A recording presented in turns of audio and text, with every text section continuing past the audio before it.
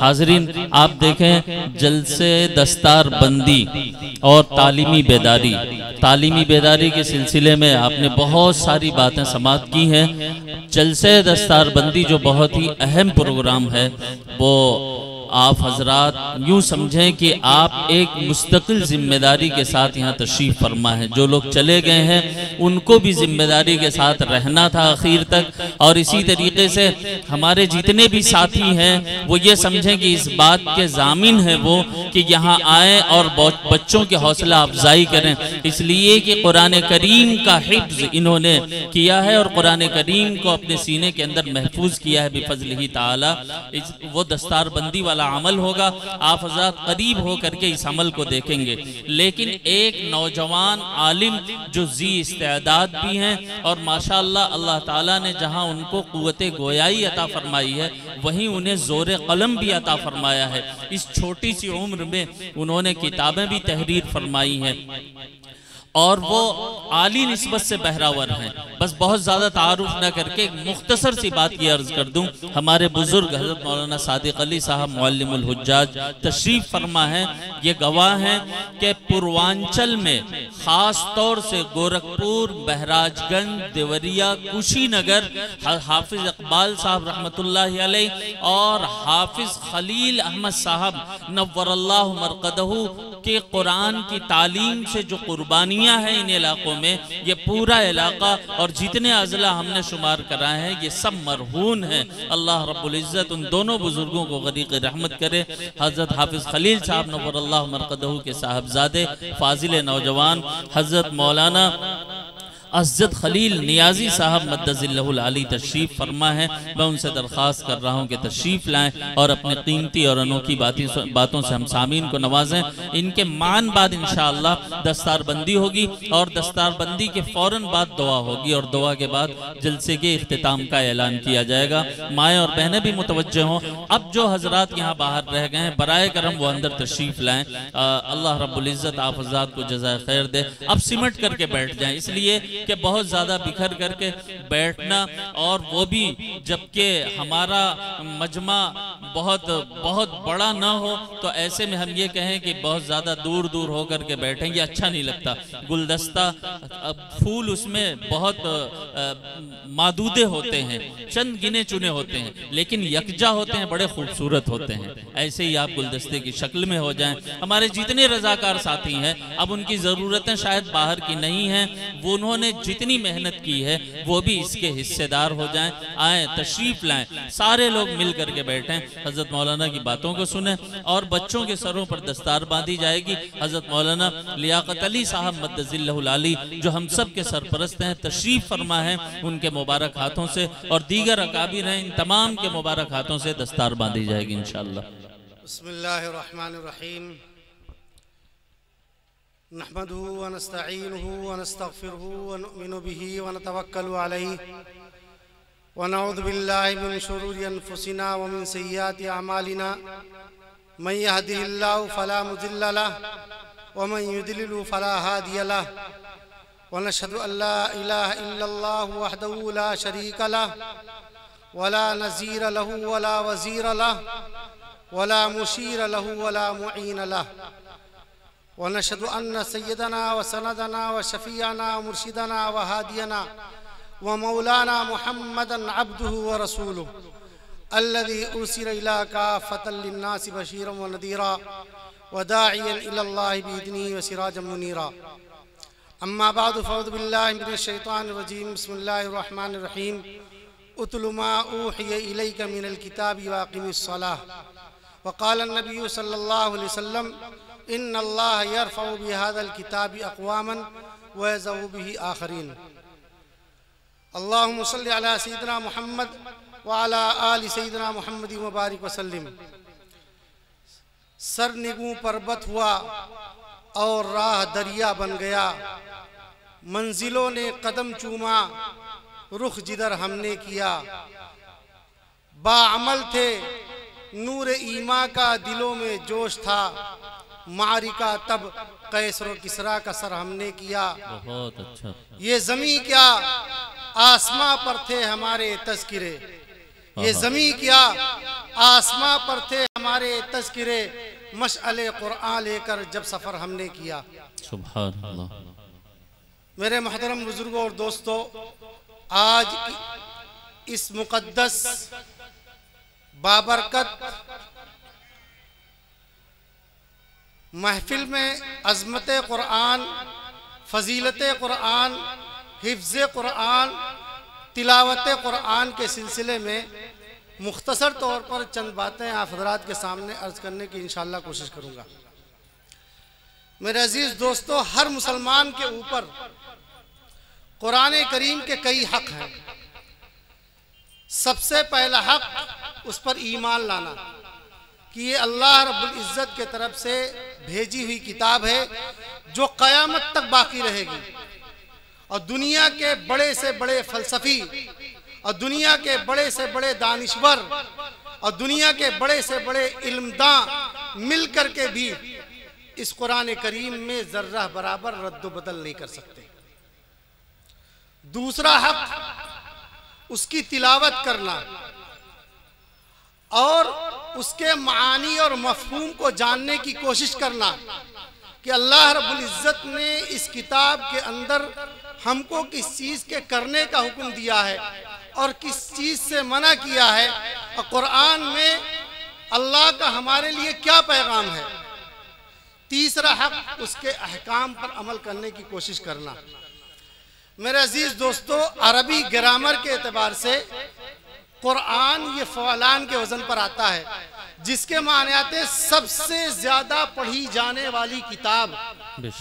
पूरी दुनिया में जितना ये किताब पढ़ी जाती है, कोई और किताब पढ़ी ही नहीं जाती। ये किताब सुबह भी पढ़ी जाती है, शाम को भी पढ़ी जाती है। ये कुरान दिन में भी पढ़ा जाता है, रात में भी पढ़ा जाता है। ये कुरान घरों में भी पढ़ा जाता है, दुकानों के अंदर भी पढ़ा जाता है। ये कुरान मस्जिदों में भी पढ़ा जाता है, बाजारों में भी पढ़ा जाता है। ये कुरान सफ़र में भी पढ़ा जाता है, हज़र में भी पढ़ा जाता है। ये कुरान ज़मीन पर भी पढ़ा जाता है और उड़ते हुए हवाई जहाज़ों के अंदर भी पढ़ा जाता है।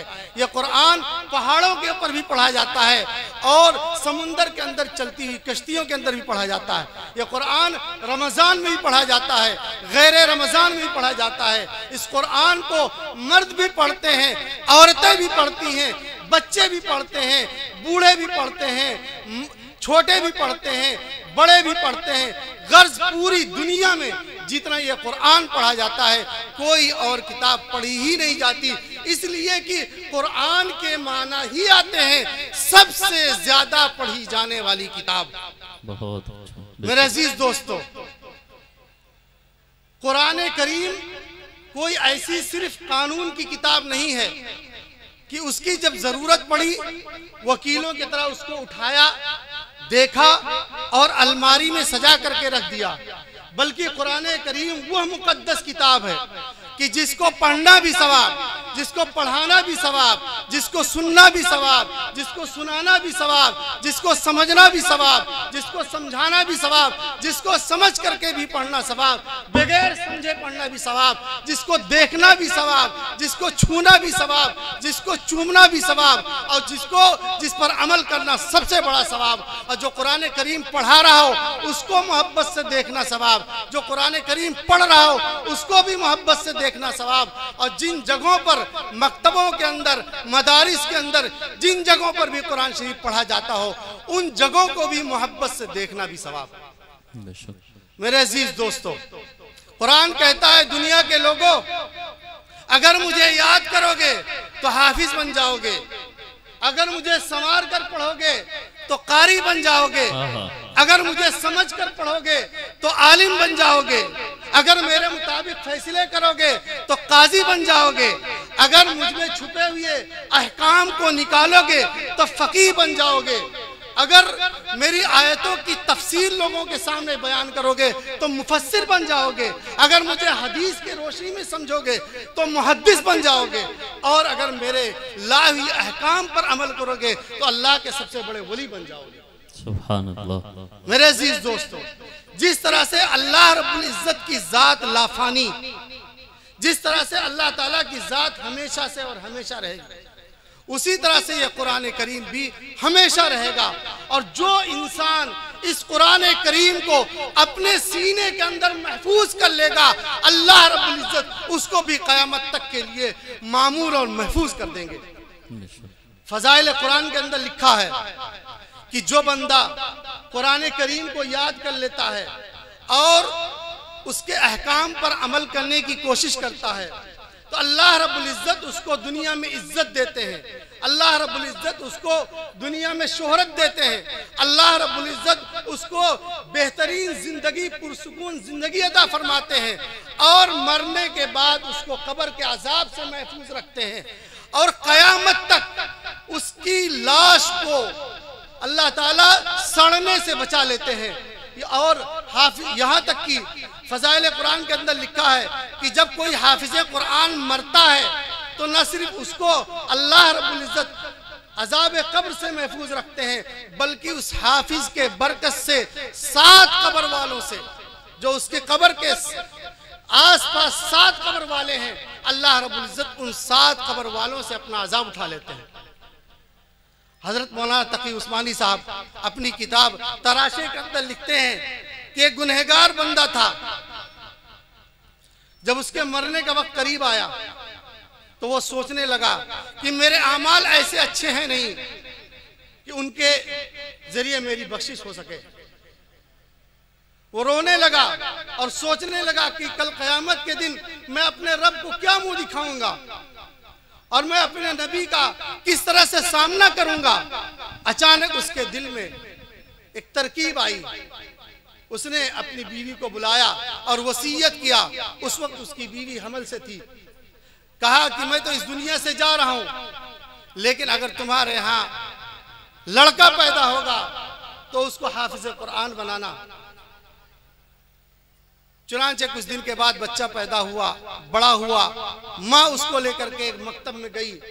जब हाफिज साहब ने उस बच्चे की तुतलाती जबान से बिस्मिल्लाहिर्रहमानिर्रहीम कहलवाया तो अल्लाह रब्बुल इज्जत की रहमत जोश में आ गई और अल्लाह रब्बुल इज्जत ने फरमाया, फरिश्तों जाओ और इसकी कब्र से कब्र के अजाब को उठा लो, इसलिए कि जिसका बच्चा मुझे रहमान और रहीम कहे मैं उसको अजाब में मुब्तला रखूं, यह मेरी रहमत को गवारा नहीं। मेरे अजीज दोस्तों, जब अल्लाह रब्बुल इज्जत ने इस जमीन के बनाने से पहले, आसमान के बनाने से पहले, चांद और सूरज के बनाने से पहले, सितारों के बनाने से पहले, गर्ज कुल कायनात के बनाने से पहले यासीन शरीफ की चंद आयतों की तिलावत फरमाई तो अर्श उठाने वाले फरिश्ते भी झूम उठे और कहने लगे, खुशकिस्मत है वो उम्मत जिस उम्मत में ये कुरान करीम उतारा जाएगा, और खुशकिस्मत है वो ज़बानें जो इस कुरान करीम को पढ़ेंगी, और खुशकिस्मत है वो आँखें जो इस कुरान करीम को देखेंगी, और खुशकिस्मत है वो हाथ जो इस कुरान करीम को छुएंगे, और खुशकिस्मत है वो होंठ जो इस कुरान करीम को चूमेंगे, और खुशकिस्मत है वो सीने जिन सीनों के अंदर ये कुरान करीम महफूज रहेगा, और खुशकिस्मत है वो वालिदैन कि जिनके बच्चे इस किताब के हाफिज बनेंगे। मेरे अजीज दोस्तों, ये कुरान करीम वो मुकद्दस किताब कि जिसको जितने लहजे में और जिसको जितने अंदाज में पढ़ा गया, पूरी दुनिया में कोई किताब न उतने लहजे में न उतने अंदाज में पढ़ी गई है, न क़यामत तक पढ़ी जाएगी। चुनांचे इमाम नाफे रहमतुल्लाह अलैह, बहुत बड़े कारी, जिनकी कब्र जन्नतुल बकी के अंदर मौजूद है, आज भी है, उनके मुंह से बहुत अच्छी खुशबू आती थी। लोगों ने अर्ज किया, हजरत ऐसी खुशबू तो हमने आज तक मुश्को अंबर से भी नहीं सूंघी, आपके मुंह से ऐसी खुशबू आ रही है कि ऐसी खुशबू मुश्को अंबर से क्या आती होगी? हजरत बताइए अपने मुंह में कौन सी खुशबू रखते हैं? तो हजरत ने फरमाया, वल्लाह मैं अपने मुंह में कोई खुशबू नहीं रखता। लोगों ने कहा, हजरत कोई बात जरूर है जिसकी वजह से आपके मुंह से इतनी अच्छी खुशबू आ रही है। जब लोगों ने बार बार इसरार किया तो हजरत ने फरमाया कि एक रात अल्लाह के नबी सल्लल्लाहु अलैहि वसल्लम की ख्वाब में जियारत हुई। अल्लाह के नबी सल्लल्लाहु अलैहि वसल्लम ने फरमाया, नाफे तुम बहुत अच्छा कुरान पढ़ते हो और बहुत शौक से कुरान पढ़ते हो, मेरी तबीयत चाह रही है कि मैं तुम्हारे होठों को चूम लूं। चुनांचे मैंने अपने होंठ को अल्लाह के नबी सल्लल्लाहु अलैहि वसल्लम के होंठ के करीब किया। अल्लाह के नबी सल्लल्लाहु अलैहि वसल्लम ने जब से मेरे होंठ को चूमा, उसी वक्त से ये मेरे मुंह से अब मेरे होंठों से खुशबू आ रही है। मेरे अजीज दोस्तों, अगर हम रोजाना कुरान करीम पढ़ेंगे, उसकी तिलावत करेंगे और खूब बना संवार करके उसको पढ़ने की कोशिश करेंगे, अंदाजा लगाइए कल क़यामत के दिन अल्लाह ताला के हमारा क्या मकाम होगा।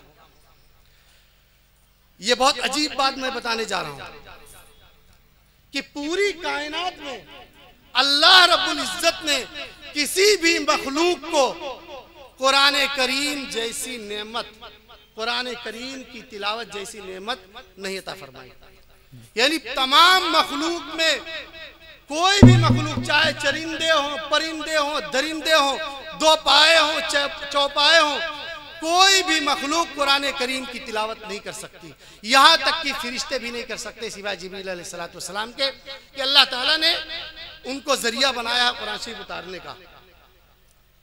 दो ही मखलूक को अल्लाह ताला ने कुरान करीम की तिलावत का शर्फ अता फरमाया, एक इंसान, एक जिन्नात। बाकी तमाम की तमाम मखलूक कुरान करीम जैसी नेमत से महरूम है। इसीलिए किताबों में आता है, जब कोई बंदा सवाब की नीयत से अल्लाह को खुश करने के लिए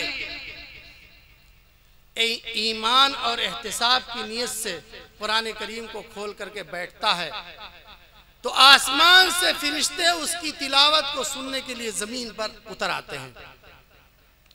और जमीन से लेकर आसमान तक और आसमान से लेकर जमीन तक फरिश्तों का एक तांता बंध जाता है और रहमत के फरिश्ते उसको चारों तरफ से घेर लेते हैं और उस बंदे के, उस कुरान शरीफ पढ़ने वाले बंदे के इतना करीब होते हैं, इतना करीब होते हैं कि उसके होठों को चूम लेते हैं, इसलिए कि उसके मुंह से अल्लाह का कलाम अदा हो रहा है।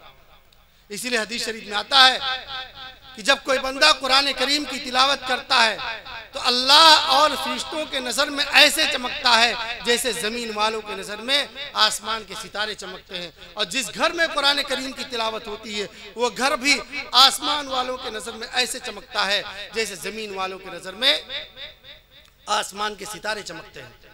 और जिस घर में कुरान शरीफ की तिलावत होती है तो फरिश्ते आसमान से आते हैं और उस घर की छत के ऊपर अल्लाह के रहमत के झंडे गाड़ देते हैं।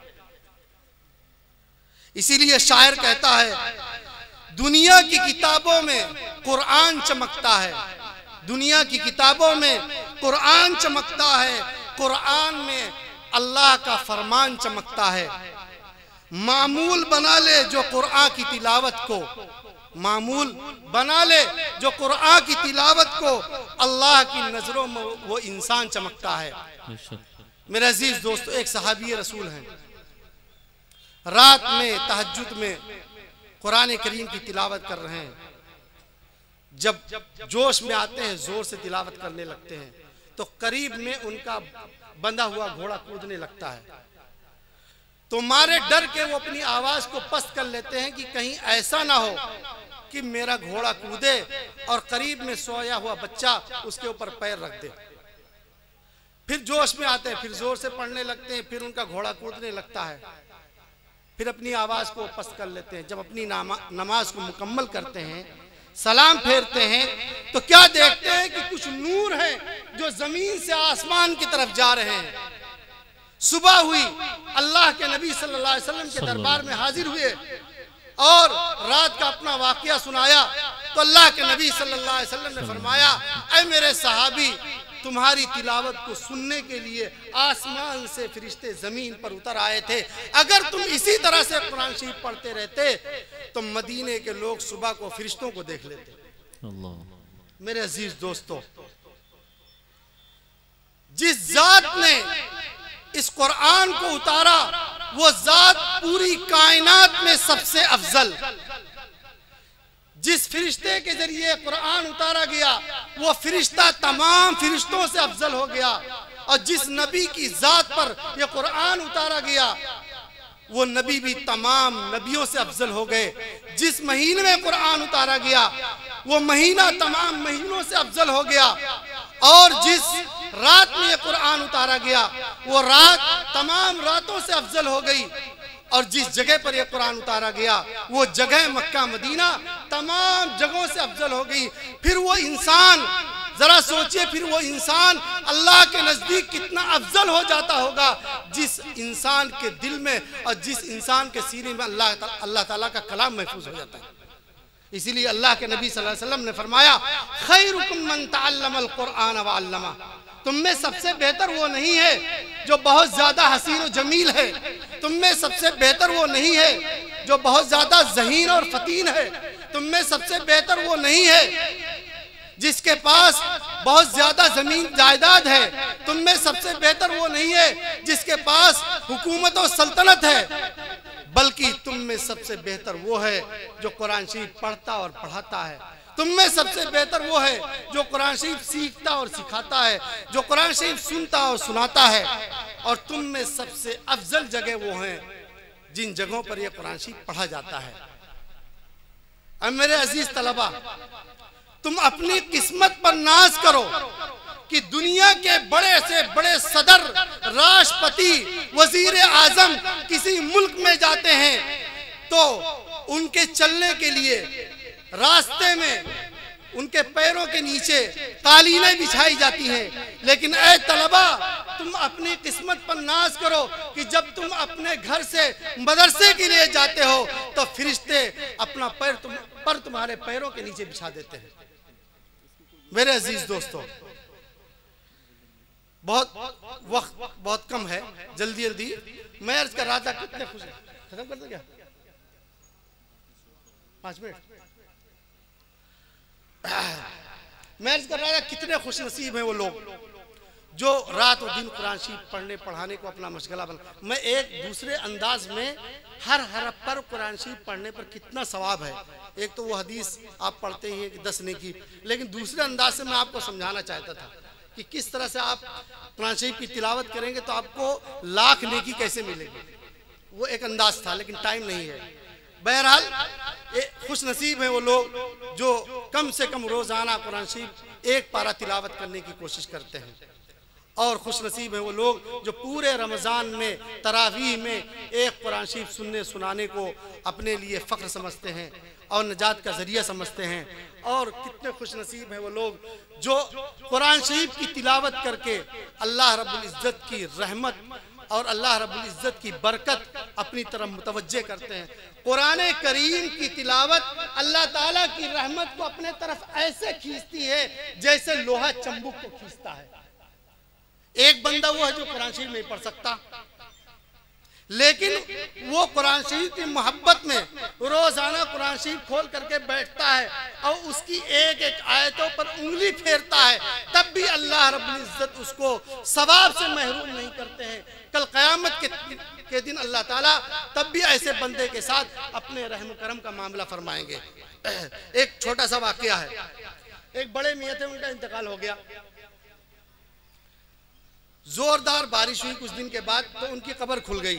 लोगों ने देखा कि उनकी कब्र गुलाब के फूलों से भरी हुई है और भीनी भीनी खुशबू आ रही है।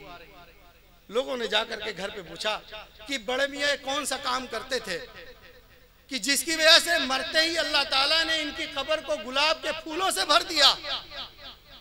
तो उनकी अहलिया मोहतरमा ने फरमाया कि ये कोई पढ़े लिखे आदमी नहीं थे, जाहिल आदमी थे, कोई ख़ास अमल नहीं था।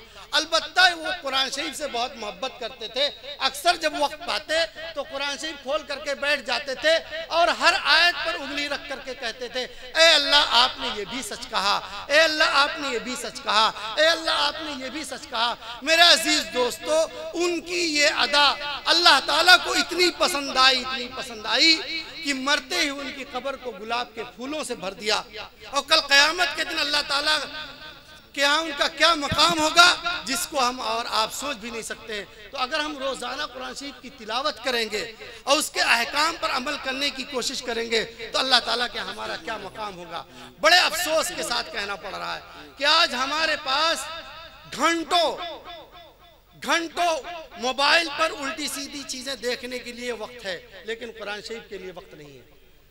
आज हमारे पास पूरे घर वाले बैठ करके घंटों मोबाइल वो टीवी पर उल्टी सीधी फिल्में देखते हैं। उनके पास टीवी देखने के लिए टाइम है, लेकिन कुरान शरीफ के लिए टाइम नहीं है।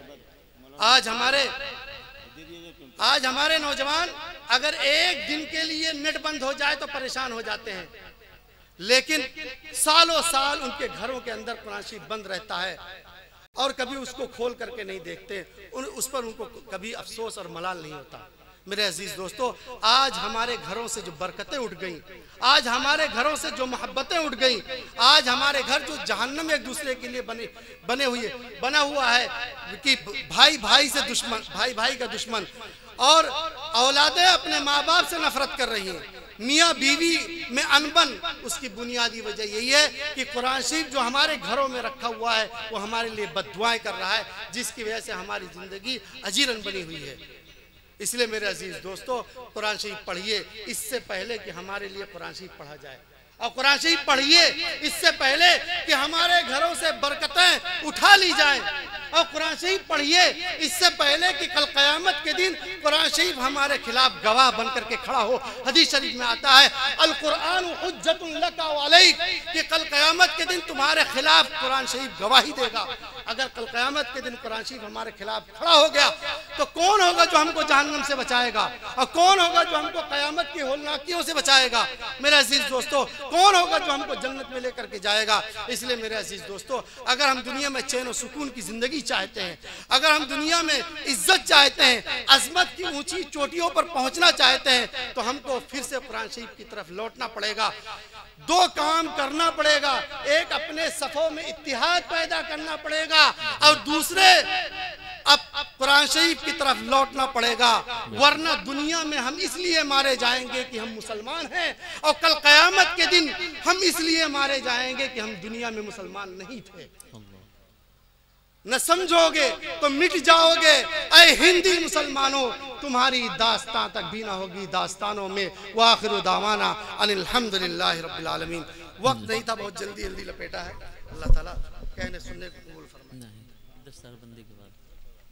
जज़ाकल्लाह, माशाअल्लाह। हकीकत फिर हकीकत है, हकीकत से मफर किसको, हकीकत ख़ुद को मनवा लेती है, मानी नहीं जाती। हज़रत मौलाना दामत बरकातुहुम यानी हम सब के सरपरस्त जब तशरीफ़ फरमा थे, ख़िताब हो रहा था तो आप बिल्कुल मुतवज्जह थे। उस वक्त भी मैंने महसूस किया, और हज़रत मौलाना अज़्ज़त साहब मद्दज़िल्लहुल आली जो हमारे साथियों में हैं, इनको फ़हरिस्त में चूँकि तरतीब यही थी कि पहले हज़रत मौलाना अज़्ज़त साहब का ख़िताब समाअत किया जाएगा, लेकिन इंतज़ामी कुछ तब्दीली की बुनियाद पर ऐसा न हो सका। लेकिन आपके चेहरे ये बता रहे हैं, आपकी पेशानियाँ, कि और सुनना था, लेकिन वक्त तंग है, इसलिए मैं हज़रत वाला से माज़रत भी चाहता हूँ। बहरहाल